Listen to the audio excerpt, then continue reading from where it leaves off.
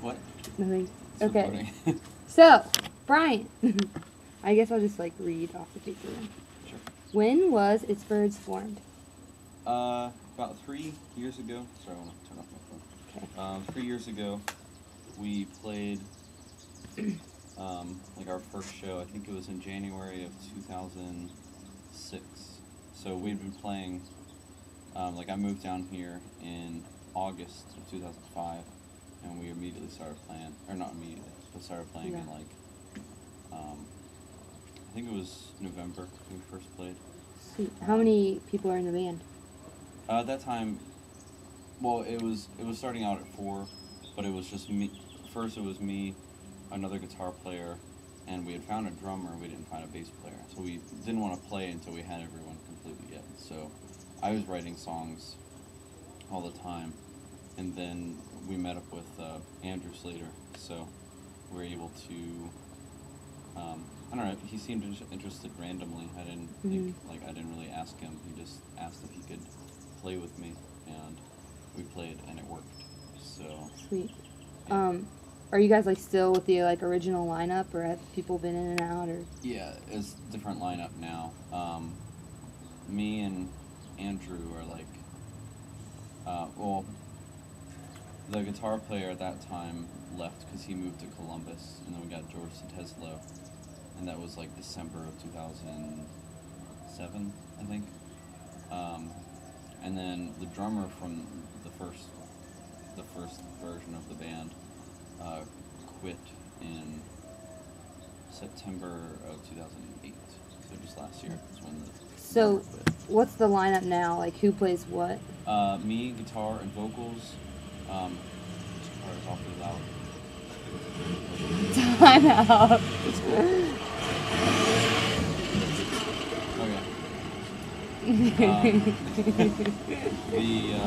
Me on guitar and vocals, Andrew Slater on bass and vocals, George Sateslo on guitar, and Jason Birch on drums. Cool. And maybe vocals. Well, we're talking about that. Oh, sweet. So kind of like describe your music. Like, are there any like notable influences or anything like that? We have a lot of influences. I don't know, the ones that we've been listening to a lot of lately, I think that show in the music are King Crimson, Yes, Battles, and I mean any kind of like odd meter rock at all, like math rock, Don Caballero, or I don't know, there's so many bands in that like genre, but like a lot of them, Farrakhet or Farrakhay, I don't know how to say their name, but they're awesome. But yeah, a lot of those, like a lot of the Discord bands are cool, like Q and Not You, Dismemberment Plan. I don't know, we get a lot of inspiration from a lot of things, and Jason listens to a lot of, actually, I'm not really sure what Jason listens to, so, but he's a jazz drummer, so. Yeah? Yeah. Sweet. Yeah, I haven't heard him. I remember hearing your old drummer, and he was like pretty sweet, but. Jim is solid, but it's just, he's not, anyway. Yeah. I don't know what to talk about. Okay. So what's like the inspiration behind your guys' lyrics?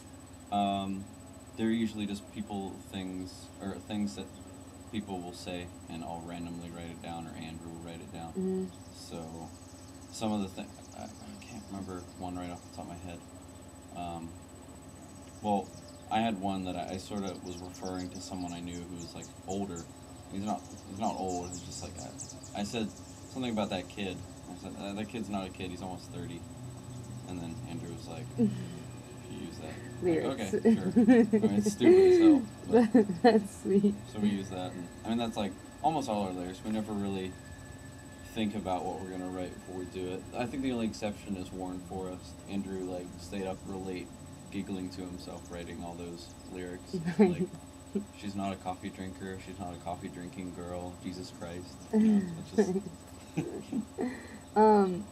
So you said your drummer's like a jazz drummer, but are all you guys like self-taught or? No, I took lessons for like 6 months, and then I should have kept taking them because I was learning more about music theory, but then I stopped just because I didn't really feel like I needed it. When did you take the lessons?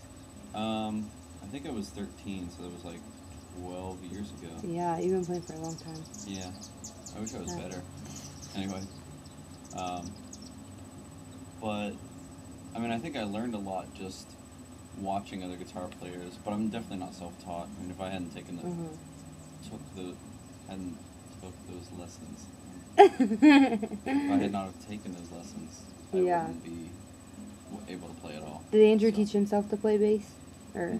I don't think so. I think he took lessons because he grew up on guitar, I think, and then of course he has drums too, and he's good at drums. Yeah. And he, before he played in It's Birds, I think he was only playing bass for like a year or a little more than a year before he started playing. So, and he's like a classical guitar player, really good. So he was able to pick up bass really quick. Nice. That's sweet. Okay, so how does like It's Birds music compare to something you would hear like on WCLG, like radio around, like local? We get played on WCLG. No, anyway. Do you really? I think so. Is that the one of? I think so. I think we gave a CD and they played it on like the. Do they have that homegrown hysteria thing? I don't really listen to the.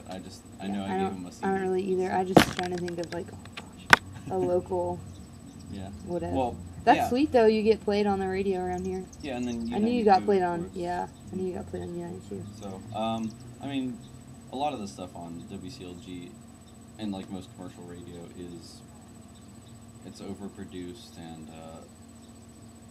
I don't know. It's a standard like pop format, even if it is like metal. It's just still verse chorus, and it gets boring after a while. It's just stale.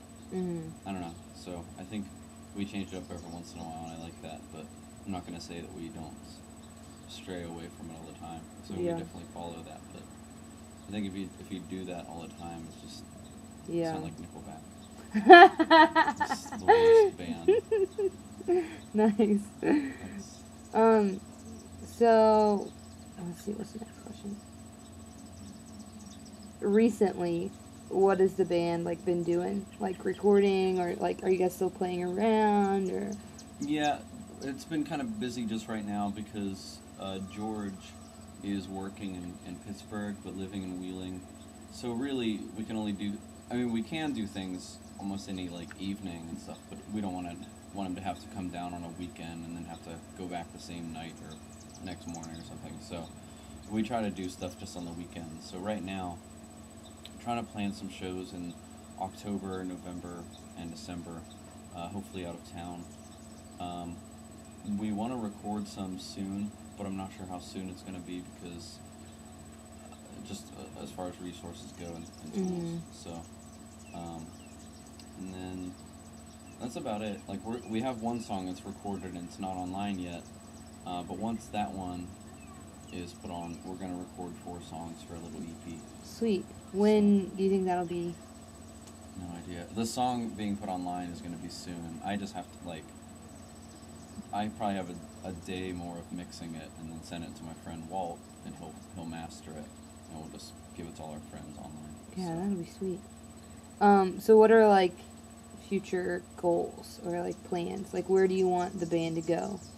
We just want to play out of town because I mean we spent a lot of time playing here to like get bands shows so that we could like swap with them, and like bands in Columbus and New York so that we can go play in New York. Yeah, that'd be sweet. I think there are some dates open in November for going to Shepherdstown, New York, Dayton, hopefully Columbus again,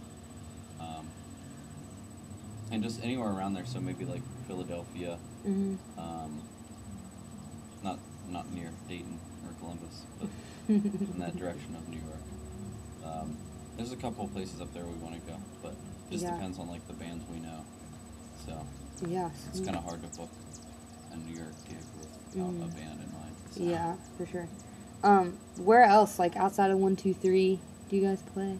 Like in Morgantown? Yeah, or the only other place that I like is 604 Arlington, and that's just here in South Park. It's actually a block away from here. Sweet. There's it's- somebody's house. Yeah, it's just always a really intimate atmosphere, and it's really cool.